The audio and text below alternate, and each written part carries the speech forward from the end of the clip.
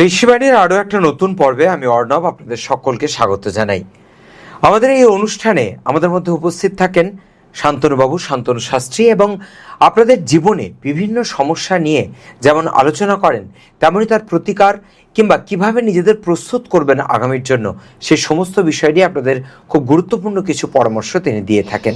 এবং এই অনুষ্ঠানে আমরা এক একটি পর্বে এক একটি রাশি এবং তার জাতক জাতিকাদের নিয়ে আলোচনা করি। যেমন আজকের পর্বে আমরা আলোচনা করব সিংহ রাশি দিয়ে। শান্তনুবাবু, প্রথমেই যেটা জিজ্ঞেস করব, এই সিংহ রাশি বললে প্রথমেই আপনার মনের মধ্যে ঠিক কি কি কথা উঠে আসে? সিংহ রাশি নামেই তার মধ্যে রয়েছে সিংহ, পশুরাজ, বনের রাজা সিংহ। এই কনসেপ্টটা আমাদের মধ্যে রয়েছে। Huge leadership quality, strong strict personality, যাকে দেখে মনে হয় ওয়াও। যেমন আমাদের ভারতবর্ষের প্রধানমন্ত্রী নরেন্দ্র মোদী, তাকে দেখলেই মনে হয় যে একটা 56 ইঞ্চির সিংহ যাত্রা শুরু করেছে। এই যে ফিলিংসটা আমরা কিন্তু সিংহ রাশি বা লগ্নের মানুষদের থেকে পাই।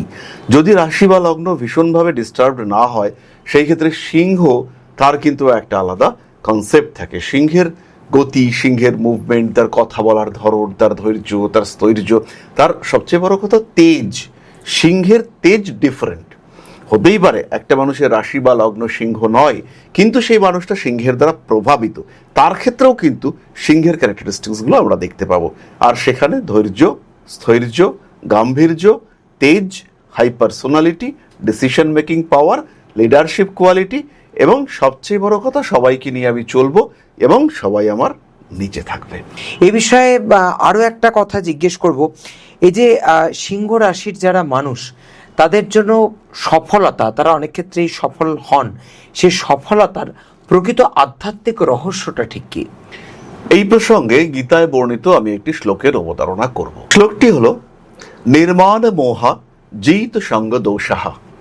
অর্থাৎ যারা মোহ পরিত্যাগ করতে পারেন, যারা যত রকম নেগেটিভিটি রয়েছে সেগুলোকে পরিত্যাগ করতে পারেন, তারাই কিন্তু আলটিমেট ট্রু স্পিরিচুয়ালিজম, আধ্যাত্মিকতা, পূর্ণ সফলতার স্বাদ অনুভব করতে পারেন। সাধারণভাবে প্রতিদিন সূর্যোদয়ের সময় প্রার্থনা, গীতা পাঠ, আধ্যাত্মিক আলোচনার সঙ্গে নিজেকে কমিউনিকেট করা, যখন সময় পাচ্ছি একটু মেডিটেট করবার চেষ্টা, আমার সারাদিনের কাজকর্মগুলো কি করব, কিভাবে করব, স্টেপ বাই স্টেপ তার প্ল্যানিং, এগুলোই সিংহ রাশি বা লগ্নের মানুষের আধ্যাত্মিক সত্তাকে জাগ্রত করতে পারবে।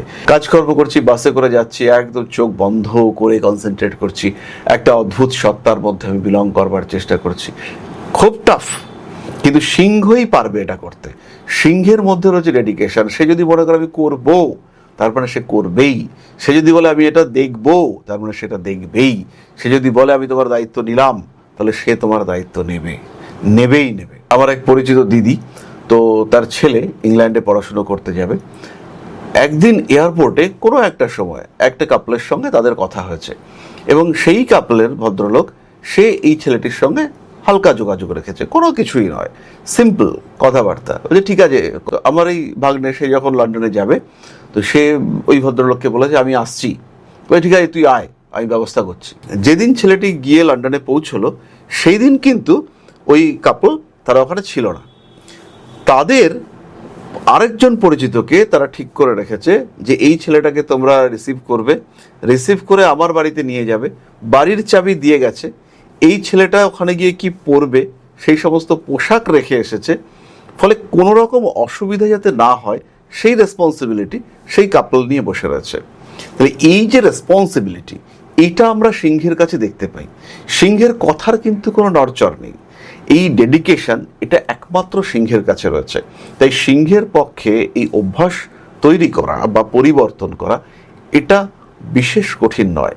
শুধু সিংহকে এর টেস্ট ফিল করতে হবে।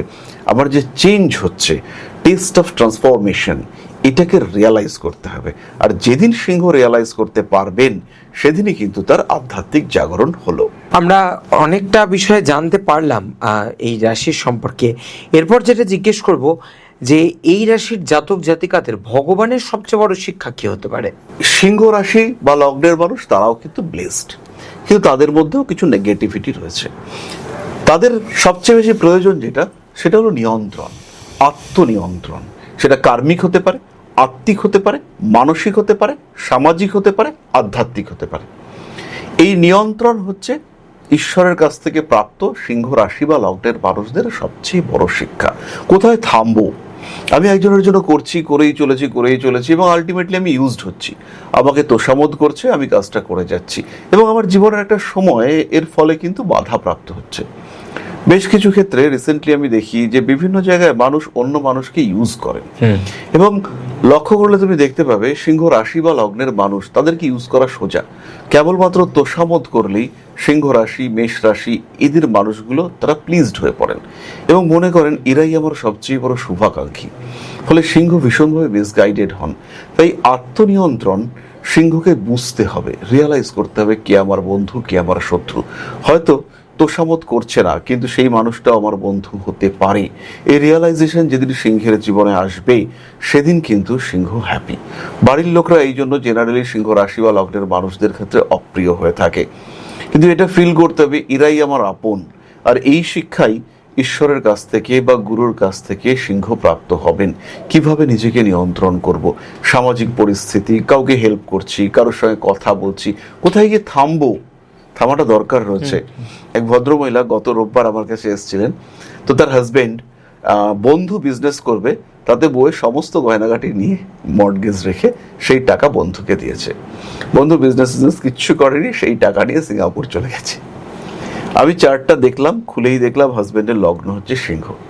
তো এই যে বন্ধু প্রীতি, এই যে বন্ধু প্রেম, এখানে একটা নিয়ন্ত্রণ রাখা দরকার ছিল যে সেই পরিমাণ টাকাই আমি দেব যে পরিমাণ টাকা আমি উদ্ধার করতে পারি, অথবা উদ্ধার না হলেও আমার প্রবলেম হবে না।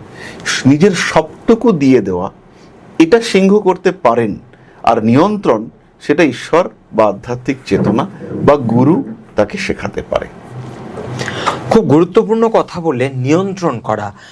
প্রতিটা মানুষেরই এটা জানা দরকার। এবং আজ যখন আমরা সিংহ রাশির জাতক জাতিকাদের নিয়ে কথা বলছি, তাদের কিন্তু নিজেদের নিয়ন্ত্রণ করতে ভীষণভাবে জানতে হবে। সব শেষে যে কথা জিজ্ঞেস করব, সিংহ রাশির মানুষের চলার পথে অনেক রকমের সমস্যা হয় বা হতে পারে, আমরা জানলাম।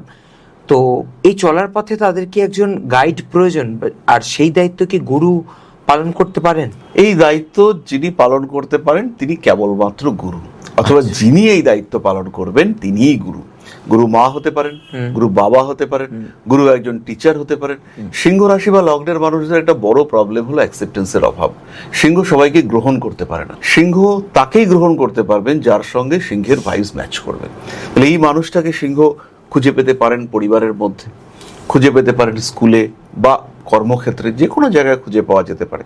আর যেখানে তাকে পাওয়া যাবে তিনিই হবেন তার গুরু। আর সিংহ রাশি বা লগ্নের মানুষ গুরুর কাছ থেকে একটাই ট্রু এডুকেশন লাভ করবেন, অদ্বেষ্টা সর্বভূতানাম মৈত্র করণ এবচ। অর্থাৎ যে ব্যক্তি সকলের প্রতি সমভাবাপন্ন, তার মধ্যে কোনো পক্ষপাতিত্ব নেই, তার মধ্যে রয়েছে সাম্যের বাদ। এই মানুষগুলোই ঈশ্বরের প্রিয় এবং পরম প্রিয়। আর এর মাধ্যমেই সিংহ রাশি বা লগ্নের মানুষ নিজের অহম সত্তাকে নিয়ন্ত্রণ করতে পারবেন। বহু সিংহ রাশি বা লগ্নের মানুষকে দেখেছি একটা ভুলে জীবন শেষ হয়ে গেছে। টাকা পয়সা দিয়ে দিয়েছেন, কোনো রিটার্ন নেই, একদম সব কিছু দিয়ে দিয়েছেন। সবসময় নিজেকে ভেবেছেন আমি যে ডিসিশন নিচ্ছি পারফেক্ট, যা করছি সেটাই ঠিক। এবং সেই মানুষটা গিয়ে একদম বারবার প্রতারিত হয়েছেন, আর সেই প্রতারণা থেকে নিজেকে কোনোভাবেই তিনি কিন্তু বার করে আনতে পারেনি। জীবন শেষ হয়েছে, পরিবার শেষ হয়েছে এবং শেষ পর্যায়ে গিয়ে সেই মানুষগুলি নেশাগ্রস্ত হয়ে নিজেকে শেষ করেছেন। এরকম উদাহরণ বারবার পাওয়া যায়। তাই প্রপার গাইড এটা সিংহ রাশি বা লগ্নের মানুষদের জন্য দরকার।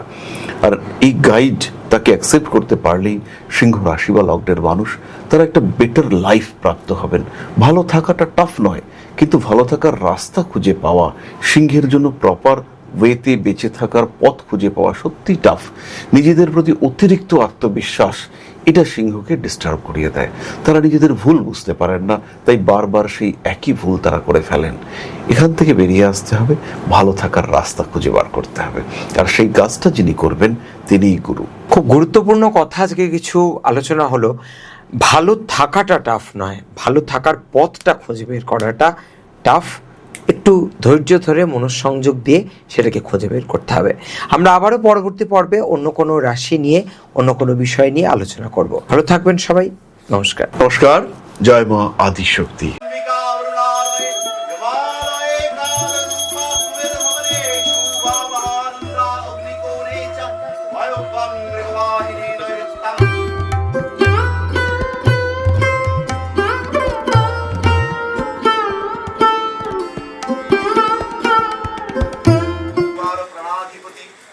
दक्षिणा कालिका परिषदाय स्वाहा।